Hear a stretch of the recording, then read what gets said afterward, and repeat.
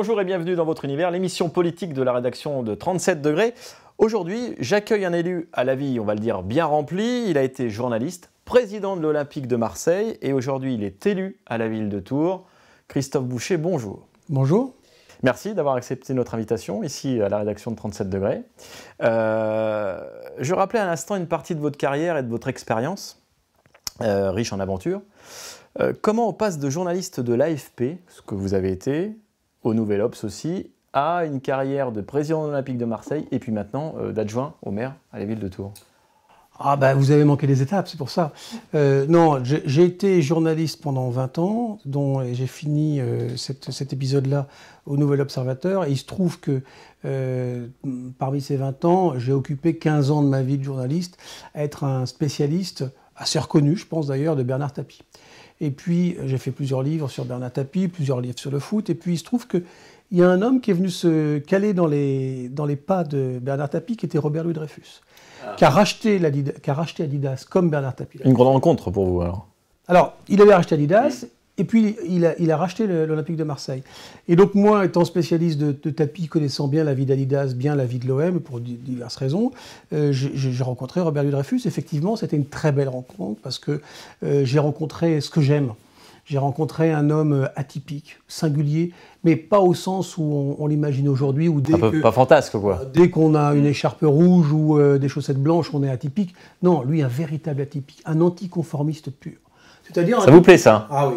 Ouais. Un type qui pensait par lui-même, qui avait une multitude, une très grande variété de cultures, parce que de par son père, de par sa mère, une famille extrêmement riche d'aventures, d'expériences, d'argent aussi, et un type qui, au milieu de tout ça, s'était un peu fait tout seul, et avait eu, lui, une très belle vie aussi, quand je l'ai rencontré, et qui donc avait racheté Adidas, ce qui était vraiment intéressant, et puis dans la foulée, qui avait racheté l'Olympique de Marseille. Et il va vous proposer le poste clé? Et voilà, alors pas comme ça.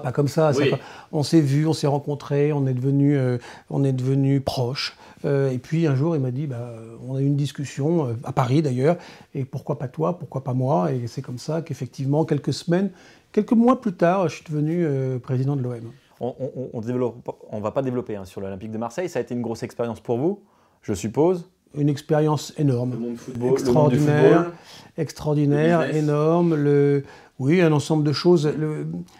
J'avais l'avantage, comme journaliste, de toucher à tout, d'être à la fois dans l'économie, dans le sport, dans l'investigation. Et il se trouve qu'à l'Olympique de Marseille, il fallait être multicarte. Il fallait effectivement avoir des notions de sport, évidemment, mais aussi pas mal d'économie, des notions aussi de juridique, de façon un peu poussée. Donc il se trouve que les réseaux que j'avais tissés dans le monde du journalisme, m'ont beaucoup servi à l'OM. Vous en aidez, et m'ont beaucoup aidé, et j'ai beaucoup travaillé, à la fois avec les entraîneurs, évidemment, avec les joueurs, évidemment, mais aussi avec le procureur, avec le CRPJ. Voilà, donc c'était une expérience vraiment extrêmement intéressante. Vous parliez de rencontres. Alors, dans cette émission, on vous propose toujours de regarder des photos qu'on vous soumet. Alors, bon, vous ne les connaissez pas. Je vais vous proposer la première photo. Ah, Jean-Louis Borloo. C'est une rencontre, ça? Oui, c'est une rencontre. Alors, Jean-Louis Borloo, c'est une rencontre qui date maintenant de 1986.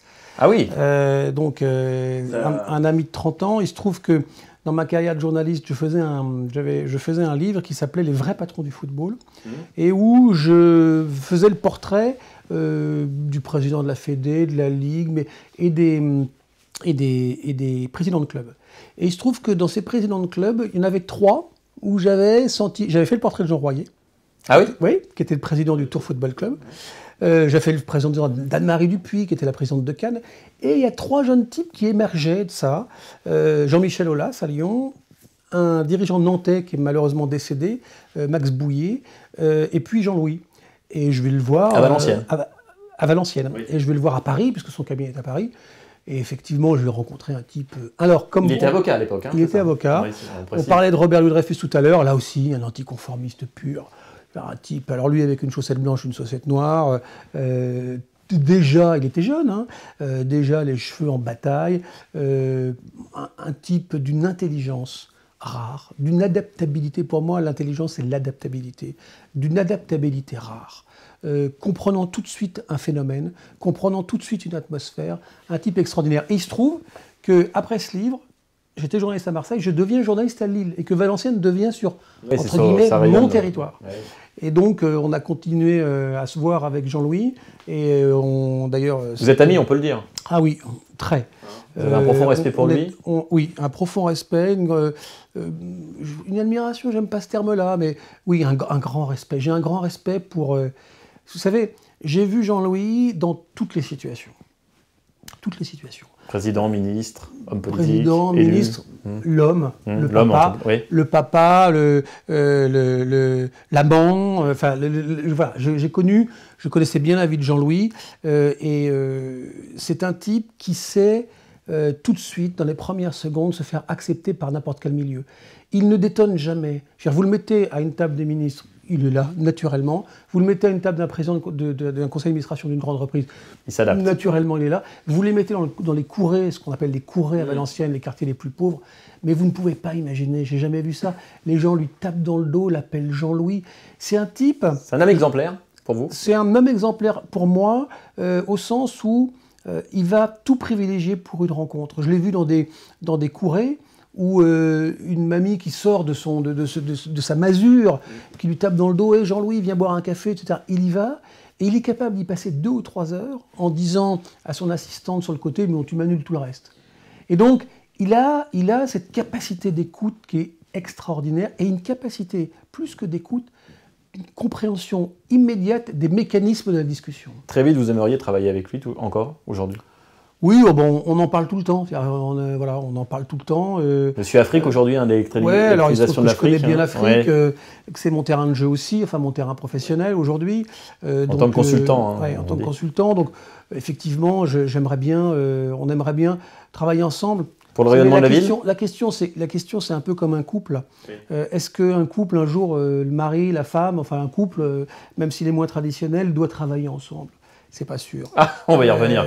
Alors justement, à propos d'exemplarité et de probité, on en parlait à propos de l'ancien ministre Borloo. Une réaction sur l'affaire Fillon? Une réaction? Je crois que moi, c'est un profond... d'abord, je continuerai... Je me suis attaché à être dans une équipe, et pour moi, ce mot de collectif et d'équipe, il est fondamental, derrière Serge Babary. Donc, je continuerai avec mon équipe. C'est important. Et à titre personnel, évidemment, comme tout le monde. Vous êtes choqué? C'est une grande déception. Voilà. Maintenant, il faut avancer. Moi, j'appartiens à l'UDI. Oui. Je suis un centriste. Je suis rentré en politique avec Jean-Luc Borloo, justement, au Parti radical. On n'en parle pas assez souvent. Si Juppé revenait sur le devant de la scène, ce serait pas mal. Je crois que les Républicains, et je ne vais pas m'immiscer, parce que je respecte aussi leur équipe. Toujours une question difficile qu'on pose aux élus en ce moment. Ils ont du mal à dire on lâche Fillon ou lâche pas Fillon. Ils ont vraiment du mal. Hein. On en parle souvent. Moi, je crois que c'est vraiment l'affaire des Républicains, du parti Les Républicains. Nous, dans cette affaire, qu'est-ce qu'on est? On a accompagné loyalement le Parti Républicain. Il y a des accords sur les législatives qui ont été passés avec les Républicains. Donc, on les accompagne. C'est pas nous la locomotive. Faut être... Vous savez, dans la vie, il faut poser les choses de façon juste. Non, mais en tant qu'élu, ça peut vous choquer. Ou en tant que citoyen, ça peut vous choquer. Oui, ça m'ennuie parce que ça dévalorise et ça dévalue, d'ailleurs les deux, le métier d'élu. Enfin, le métier. Je reprends ce terme-là, la charge et le mandat d'élu. Vous savez, moi, je suis dans un conseil municipal. Je vois les gens travailler. Je vois ce qu'ils font. Je vais prendre un exemple. Je vois un conseiller municipal dont on parle rarement, on parle plus de sa femme, Henri Rousseau. Henri Rousseau, il fait... tout le temps présent. Tout le temps présent. Il fait des commissions de sécurité. Cet homme-là, il est à la retraite, c'est un militaire à la retraite. Il donne toute sa vie pour être aux commissions de sécurité. Et croyez-moi, c'est pas drôle tous les jours, parce que ça dure 3, 4 heures. C'est souvent ceux qui sont le moins dans la lumière qui travaillent beaucoup aussi. Et vous avez un type comme Henri Rousseau, mais aussi sa femme, et plein d'autres, je peux vous en citer, 38 sur 42 de la majorité, qui font un travail exemplaire. Alors, il y en a 4 qui ne font pas de travail exemplaire. Non, mais je 38 sur 42, 41 sur 42, parce que le seul qui n'est pas exemplaire, c'est moi. Alors, à propos de la ville de Tours, une deuxième photo. Ah, ça c'est l'hôtel de ville de Victor Laloux. Voilà. Donc, ça vous inspire quoi, la ville de Tours? Vous la voyez comment, votre ville, dans 20 ans? Comment vous la voyez, cette ville? Ma ville endormie toujours. Oui, alors moi, ça m'exaspère en fait ce terme-là, mais il n'est pas complètement faux. Et pourquoi souvent, pourquoi souvent dans la vie on est un peu exaspéré ou en colère, c'est parce qu'on se sent un peu responsable de ce terme-là. Donc, je pense que je la vois, il va falloir prendre des décisions claires dans les prochains mois. On va devenir métropole. Bon, ça n'échappe à personne. Ça n'échappe à personne. Maintenant, derrière ce terme-là, qui est un terme juridique finalement, enfin, et qui apporte quand même des nouvelles compétences, de collectivité territoriale, il va falloir tout de suite, quand je dis tout de suite, le temps politique n'est pas très court, mais il n'est pas très long non plus. Donc, c'est pas ni le temps judiciaire, mais c'est pas immédiat non plus. Il va falloir définir une vision de cette métropole. Qu'est-ce qu'on veut être ? Philippe Briand propose de rattraper Rennes en nombre d'étudiants. Pourquoi pas ? Banco. Comment on y va ? On devient la ville de quoi ? Aujourd'hui, on sait tout de suite nommer, tout de suite décrire ce qu'est Lille, ce qu'est Marseille, ce qu'est Lyon, ce qu'est Bordeaux, ce qu'est Nantes. Tours, on a un problème de visibilité, quelque part de visibilité et d'identité. Bon. Et donc, il faut réapprendre au Tourangeau à bien être conscient de cette identité et en être fier. Quelles ambitions vous avez pour cette ville ? Énorme. On dit souvent que vous avez pas mal d'idées pour l'avenir. Oui, j'en ai plein. Mais vous savez, j'ai plein d'idées. Je rentre dans le bureau de Serge Babary régulièrement pour lui soumettre des idées. On a un vrai souci.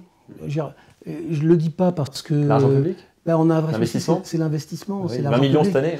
On a un vrai souci. Rien, hein. Mais oui, mais pourquoi ? Parce que moi, j'assume complètement les héritages. C'est-à-dire ceux qui disent « oui, c'était avant ». Et je crois que l'héritage, il n'est pas lié à l'équipe de Jean Germain ou à Jean Germain. Oui, mais aujourd'hui, vous avez quand même conscience que vous ne faites pas rêver, l'équipe municipale ne fait pas rêver les Tourangeaux. Oui, mais à un moment, si vous voulez agrandir votre maison, si vous voulez embellir votre vie, il faut que tout soit clair. Il faut que vos fondamentaux, vos finances soient là. Donc, même si le mandat, entre guillemets, et c'est pas vrai, mais même si le mandat de Serge Babary et de ses adjoints aujourd'hui ne servait qu'à stabiliser la situation, à préparer le terrain... Le job aurait été fait, c'est ça ? Le job aura été fait. D'accord. Donc, le job aura été fait. Donc on arrive à mi-mandat, c'est ce qu'on pourrait dire. Oui. L'assainissement des comptes. L'assainissement des comptes et la poursuite de cet assainissement. On a fait un psychodrame tous du départ de Françoise Amiot, dont acte. Vous avez une fille qui arrive, qui est formidable, qui est Hélène Millot, qui est formidable. Je pense que je peux déjà vous faire la confidence qu'elle a déjà pris tous ses rendez-vous avec tous les adjoints pour dire qu'est-ce qu'on fait demain. Bon. Et donc, mais je reviens là-dessus. Si ce mandat ne sert qu'à cela, mais il ne va pas servir qu'à cela, il va faire plein d'autres choses. Et qu'on peut construire, que demain, nos enfants vont construire. Moi, ce qui me rend en colère, mais vraiment en colère, c'est qu'il y a des politiques, et pas seulement l'équipe de Jean Germain, je le répète, parce que le dernier mandat de Jean Royer, il y aurait peut-être beaucoup à dire. Bon. Donc un ensemble, finalement, de choses... Ça fait 25 ans. Oui, mais qui font qu'on a une énorme dette. Mais à quoi ces gens ont pensé quand ils ont creusé ces dettes-là ? À qui ? Mais je sais pas, moi, quand je suis dans la vie ordinaire, je pense à mes enfants. Il y a 25 ans, on investissait. Oui, mais enfin, bon, les derniers emprunts contractés quand même, et leur modalité, c'est pas sérieux. Alors justement, à propos d'investissements lourds, on parle d'une future arena. Oui. Pour accueillir concerts et très grands événements sportifs, parce que Tours vraiment mérite d'avoir une structure de Il faut des emblèmes dans une ville. Oui, bien sûr. Il faut des emblèmes. Alors, arlésienne ou réalité proche, cette arena ? Alors, on va remettre l'église au centre du village. Pour devenir métropole, nous avons édité sous la houlette de Philippe Briand, via des ateliers et différentes commissions, un rapport métropolitain. Dans la première mouture de ce rapport métropolitain, au mois d'octobre, environ, au mois de novembre, il n'y avait rien sur le sport. Donc moi, en tant que conseiller communautaire, puisque ça échappe à beaucoup, nous sommes à la fois certains d'entre nous, 11 d'entre nous, à la fois conseillers municipaux ou adjoints ou maires, et conseillers communautaires. Oui, mais c'est important. Ah oui. Et donc, j'ai pris la parole pour dire au président, lui dire, mais il n'y a rien sur le sport, Philippe. Qu'est-ce qu'on va faire ? Et je lui dis un truc simple. Au Moyen-Âge, pour être métropole, pour avoir son nom sur une carte d'Europe, il fallait une cathédrale. Demain, pour être métropole, pour avoir son nom sur une carte d'Europe, il faudra des emblèmes. Et l'un des emblèmes obligatoires, nécessaire, pas suffisant, mais nécessaire, c'est une enceinte capable de recevoir du public, soit un stade moderne, efficace, Oui, parce grand, que le stade de la Vallée du Cher est un peu obsolète. soit ce qu'on appelle aujourd'hui une arena, avec en fait une salle de sport. Comme au Mans d'ailleurs. Hein. Philippe Briand a capté tout de suite le message, il dit Banco, vous rédigez avec Marie-France Beaufils la page. Allez sur le coup. Cette page a été rédigée et elle était insérée dans le rapport métropolitain pour que dans ce rapport métropolitain soit dedans. Donc, vous savez, c'est encore tout récent. Ce que je veux vous dire, Monsieur Roy, c'est que c'est tout frais. Hein, ça date du dernier trimestre de l'année 2016. Mais ça semble vous intéresser. Hein. C'est un dossier qui vous intéresse. Vous avez raté dans mon parcours que j'ai été 5 ans patron de la filiale sport de Lagardère. Oui, je ne l'ai pas rappelé. Oui. Qui s'appelait Sport 5 et qui est mais je le savais. qui s'appelait Sport 5 et qui s'appelle désormais Lagardère Sport, dont l'un des métiers, et dont j'étais le patron, était l'assistance à la conception, l'assistance à la maîtrise d'ouvrage des arénas ou des stades. Donc, vous êtes la bonne pièce. J'ai été l'initiateur avec Bernard Laporte, d'une commission qui s'appelait la Commission Stade, que présidait Philippe Seguin, et dont j'étais le pivot pour évaluer les stades et les salles pour les futurs événements en France. Donc, effectivement... Donc, ce dossier, vous allez le suivre de très très près. Ah oui, c'est un sujet... Parce que vous savez, une aréna, il n'y a pas de juste milieu. Soit c'est ou très bon, ou très mauvais. En gros, ça peut être un succès formidable, ou un énorme plantage financier. Donc il faut vraiment bien travailler le sujet. À 70 km d'ici, on a la ville de Blois, 50 000 habitants à peu près. 60 même. 60 000, oui, pardon. Et 60 km, pardon. Et un prestigieux événement annuel qui sont les rendez-vous de l'histoire. Oui, très bien. Pourquoi n'affiche-t-on pas, nous à Tours, les mêmes ambitions? Pourquoi on n'a pas un événement national, voire international, digne de ce nom, comme les rendez-vous de l'histoire? Je vais laisser Serge Babary vous l'annoncer dans les jours et les semaines à venir, mais vous aurez, à partir de 2017 et dès le mois de septembre, un événement qui posera la... C'est pas les musiques anciennes, hein, parce que... Non, c'est pas les musiques anciennes. C'est un très beau festival. Oui, non, mais je parle pas... Attendez, un peu élitiste, que je le rapprocherai un peu de l'opération Blaisoise, parce qu'effectivement, quand même, adapté à un public choisi. Nous allons, Serge Babary vous l'annoncera, en temps utile pour lui, et voulu, parce que c'est quand même lui le promoteur de ce sujet-là, mais c'est sous ma délégation, donc évidemment, je connais le projet, mais vous annoncera, vous verrez... Pour le mois de septembre, il s'y mêlera Loire et gastronomie. Ah, tiens, comme c'est bizarre. Une troisième photo? Mais ça posera Tours sur la carte. Vous verrez. Troisième photo? Alors troisième photo, c'est plus récent. On vous connaissait entrepreneur dans l'immobilier, hein, mais là, vous avez surpris tout le monde en lançant votre voiture électrique, donc très développement durable. Je la montre, non? Oui, la Dingy, de toute façon, on la mettra à l'écran. On la serrera. Oui. La semaine dernière, vous avez présenté cette voiture au fameux salon Vintage Rétromobile à Paris. 100 000 personnes. Mais comment est né ce pari fou? Ce pari fou, il est né qu'on est trois ou quatre, parce qu'il y a deux frères qui sont très proches l'un, donc des fois je les englobe, parce qu'ils sont un peu aussi englobés dans le capital. C'est un pari fou qui est né. On avait l'envie, tous, de travailler dans le secteur de la voiture ancienne, parce que c'était notre passion. Qu'on a travaillé sur plusieurs sujets, qu'on a réfléchi, qu'on s'est mis autour de la table, et on avait envie d'en faire un business, au sens où on avait envie d'entreprendre autour de ce sujet-là. Vous aimez ça? Oui, j'adore ça, et donc on a d'abord pensé à un fonds autour des voitures anciennes. Et puis, ça n'a pas pu se faire pour plusieurs raisons. Après, on a pensé faire une voiture électrique, mais de prestige, alors, sur la base de Jaguar ou de Rolls-Royce, etc. Et puis, il s'est trouvé que pour des problèmes d'homologation, ça ne fonctionnait pas.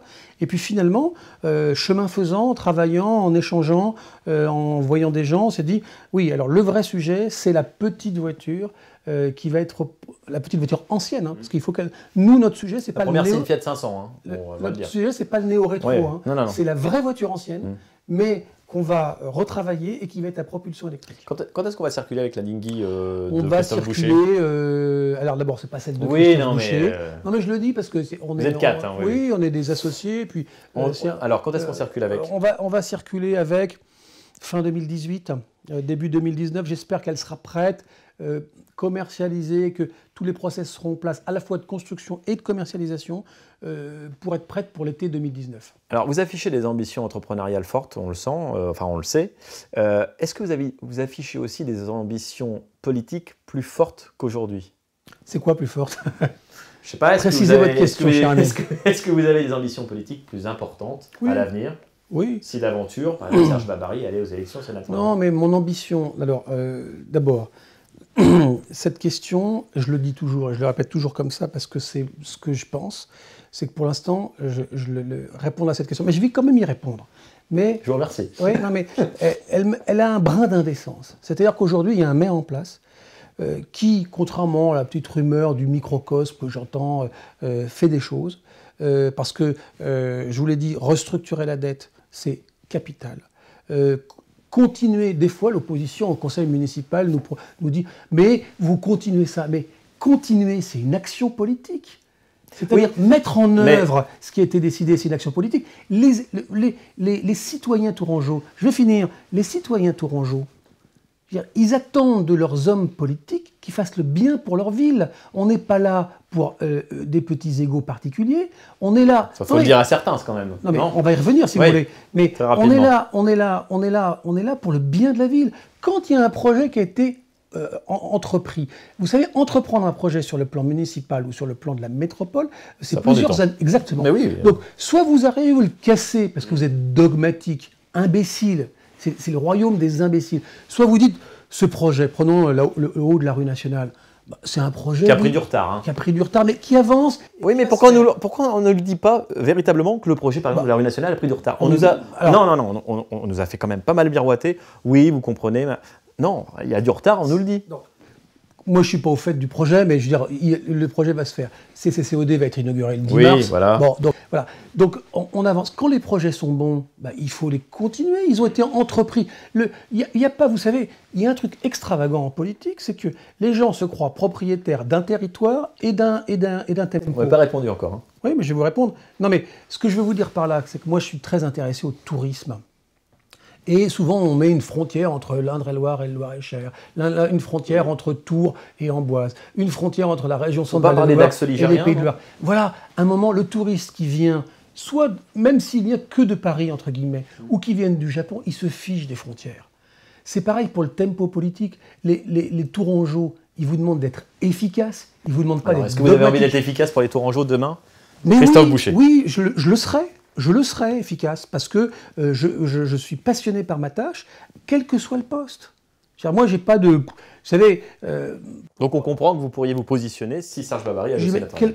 Quel que soit le poste. À un moment, il faut que autour de vous, ceux qui vous accompagnent, les membres de l'équipe... Vous savez, on va prendre l'image d'une équipe de football, ça me va bien puisque c'est un sujet que je connais bien. Vous avez un capitaine. Oui. Un jour, le capitaine, il se blesse ou il s'en va. Parce qu'il est acheté dans une autre équipe. Il faut désigner un autre capitaine. Donc, cette désignation... ça ne se fait pas comme ça. Hein. Ça ne se fait pas comme ça. D'accord. Et vous avez plusieurs modes de désignation. Il y a des gens qui peuvent dire, nous, quand même, il n'y a que lui qui nous paraît crédible.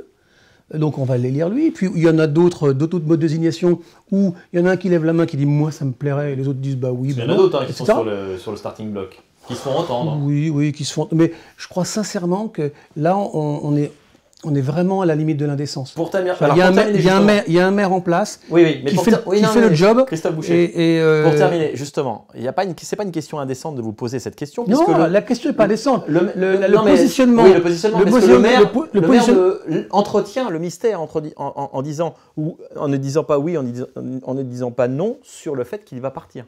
Mais le maire, comprenez-le. Il a pris sa décision. Je comprends le maire. Non, mais on peut imaginer qu'il ait pris sa décision. Oui, il l'a certainement pris. Vous savez, au moment où on se parle. Serge Babary, j'ai appris à bien le connaître ces 4 ou 5 dernières années. C'est un homme subtil, intelligent et qui comprend les mécanismes. Je vous parlais de Borloo tout à l'heure. Serge est un type qui comprend très vite tous les mécanismes, dans l'instant. Il n'a pas besoin. Donc, sa décision, au fond de lui, elle est prise, mais je pense qu'il ne l'a même pas communiqué, même à sa femme. Pourquoi? Parce qu'il y a des échéances qui arrivent présidentielles qui vont être un choc pour tout le monde. Ah oui. Il faut s'y attendre. Il va y avoir des législatives qui vont être un choc pour tout le monde. Il faut s'y attendre aussi. Et Serge se dit, comme gardien du temple, lui ne peut pas le dire, mais moi je peux le dire, comme gardien du temple, il va quand même vérifier, avant de se décider, que les séismes politiques qui vont avoir lieu aux présidentielles et aux législatives n'entament pas ces possibilités, finalement, de passer le témoin à la ville. C'est normal. À sa place, franchement, chacun d'entre nous ferait la même chose. Si vous êtes responsable, si vous êtes engagé pour votre ville, vous avez une responsabilité lourde. C'est toujours le même discours, ça on le sait. Non, on parlait d'équipe de foot. Vous savez, un maire, si on compare une équipe de foot, c'est à la fois le président, l'entraîneur et l'arbitre. Donc, il a une responsabilité qui est éminente. Donc, il faut quand même vérifier quand même que tout se met en place. Si lui veut avoir un autre objectif. Si, j'ai bien dit. Donc, on se donne rendez-vous en septembre prochain. Rendez-vous est pris. Merci Christophe Boucher. Merci de nous avoir suivis dans votre univers, l'émission politique de 37 degrés. Continuez bien sûr à nous suivre sur 37degrés.fr, -mag.fr. Merci, à très vite. Au revoir.